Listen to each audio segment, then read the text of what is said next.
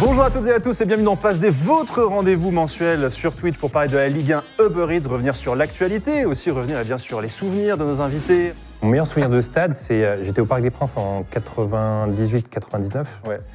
C'est une défaite du PSG, mon meilleur souvenir au Parc. Je vous explique le contexte. Dernière journée de championnat, PSG-Bordeaux au Parc.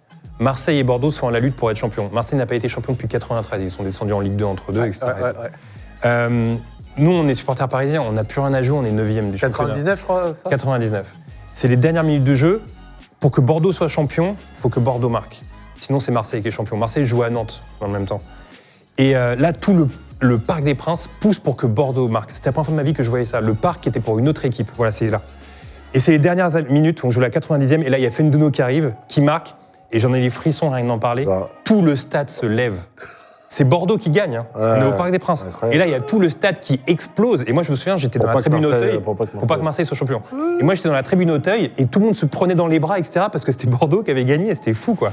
Et du coup, par contre, souvenir un peu plus récent, c'est les 2 buts de Zlatan en 2012 face à Marseille. Ah, pas mal.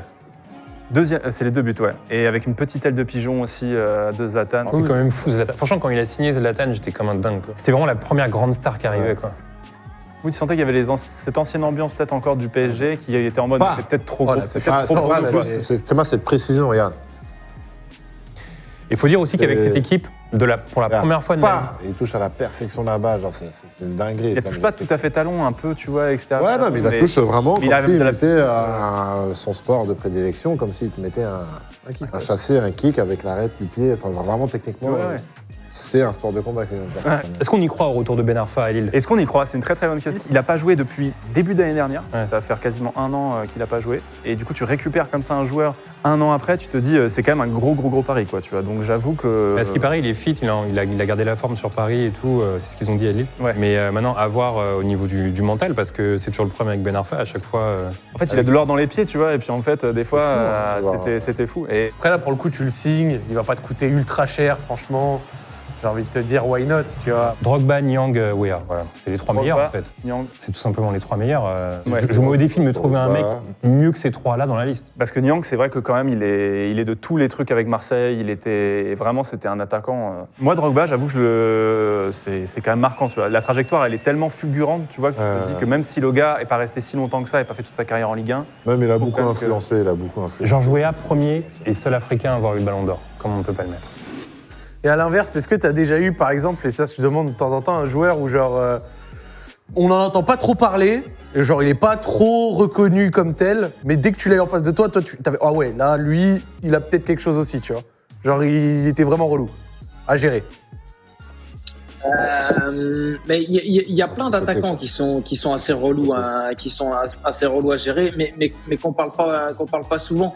Par exemple, à York de Strasbourg, on n'en parle pas beaucoup, mais c'est un attaquant hyper relou. Kolo Muani, il a 22-23 ans de Nantes. Ben c'est pareil, on s'en rend pas compte, mais c'est des joueurs qui sont extrêmement forts. Hein. Ok. Là, il y a une arrivée aussi qui est à Brest qui a beaucoup marqué sur les réseaux. C'est l'arrivée de Belaïli, donc le joueur algérien. Tu as pu un peu voir à l'entraînement ce que ça donnait. Qu'est-ce que tu en penses? Est-ce que tu as eu le temps un peu de jauger le nouvel arrivant? Ouais, on l'a vu ce matin. Alors hier, il était déjà là, mais on a fait une sortie vélo. Là, bon, il est bon en vélo. Top, quoi. Maillot jaune de l'équipe. Mais ce matin, ouais, il était à l'entraînement. Bon, il m'a déjà baptisé, il m'a déjà fait un crochet où je me suis retrouvé pratiquement sur les fesses. Donc c'est que c'est un bon joueur. S'il arrive à me dribbler, c'est que c'est un bon joueur. Ouais, c'est ce qu'on va dire. Alors, c'est quoi une clé de talon, alors? Une clé de talon, c'est une soumission. Je te demande pas de me montrer ce que c'est, mais... C'est une soumission. En régie, vous n'avez pas? C'est pas possible ça de mettre une clé de talon? Si, regarde. Et donc, je reviens vers vous. Je pars sur la clé de talon. Et donc là, on est face à face, tu vois, sa tête et ma tête sont face à face. Ouais. Et donc, de ce fait, j'ai une rotation complète. Avec Francis, on n'était pas face à face. C'était sur le côté. Ouais. Il était déjà tombé sur le côté Ouais. et moi, j'étais parallèle au sol. Ce qui fait que quand je vais chercher, j'ai pas l'amplitude complète. Et c'est la lucidité qui m'a manqué à ce moment-là pour comprendre ça. J'aurais dû retwister, me mettre face à lui, j'aurais fait taper. C'est incroyable comment le combat Il joue sur pas grand-chose. se joue sur pas grand-chose, c'est incroyable. Je te dis la vérité, hein, sur mon sol qu'il y a eu là, Ouais.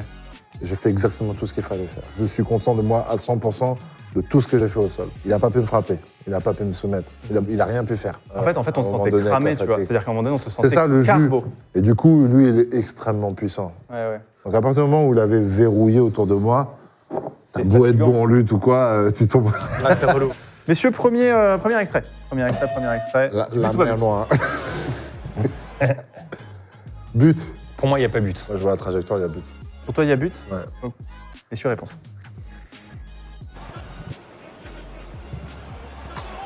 Ah, ça fait mal, ça.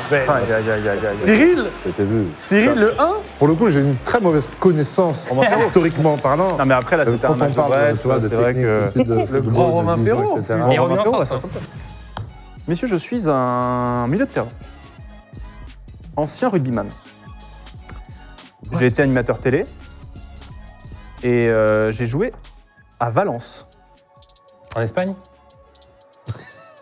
Si c'était Valence en France, il a J'ai joué en perdu. Régional 1, quoi. J'ai perdu 4 finales de Ligue des Champions. What? J'ai également joué à Chelsea. Mais j'ai aussi gagné 2 Ligues des Champions. Une station de métro a déjà porté mon nom. C'est quoi ce délire? Je suis un joueur français. Et je ne suis plus un joueur en activité, messieurs. C'est un sacré joueur quand même. Ouais, gros joueur. Je suis décoré de la Légion d'honneur. Didier Deschamps. C'est une excellente réponse de la part de JB. Il est très fort. Panini, vous allez le voir, vous allez avoir des images pixelisées. D'accord. Et il va falloir être capable de savoir qui se trouve derrière, Ok. derrière ces images. En fait, vous allez voir, ça va se dépixeliser au fur et à mesure. Il faut être capable de me dire qui se cache derrière ces images. Je remercie d'ailleurs partenaire. Yepes. Ah ouais. Je jure que j'allais dire Mario Yepes. Tout à fait, c'est une bonne réponse. C'est vrai. Yepes, Mario. Yepes, le jeu. Deuxième vignette. C'est Jérôme Roten. Non, Si. c'est Jérémy Clément. C'est une mauvaise réponse.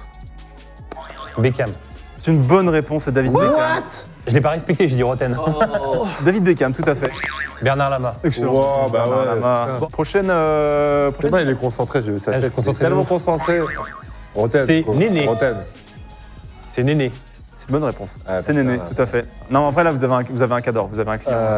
PSG Lille, pour terminer, donc en prime time. Non, moi je Ah, dis, Paris parce qu'après le match, l'élimination contre Nice, Ah, on peut pas perdre. Là, il y a la pression sur Pochettino. C'est Par qu'il contre, perd, si Paris perd, je demande officiellement la démission de Pochettino. De Non, toute façon, non. là, il est sur la sellette. Non, mais si on perd là, c'est bon, quoi. tu vois. Non, mais ça va, il faisait pas non plus perdre du temps que ça, tu vois. Enfin, je veux Ouais, dire, mais je sais pas, Je trouve que rapidement. Je dis un tu- truc, si on perd, si on est éliminé contre le Real, la fin de saison sera longue, très longue. Parce qu'ils sont déjà assurés de gagner la Ligue 1, ils sont déjà éliminés de Coupe de France. Oui, il y aura et rien. s'ils sont Il y aura éliminés de rien. LDC, t'es dans une fin de exigeant. saison, t'es comme ça.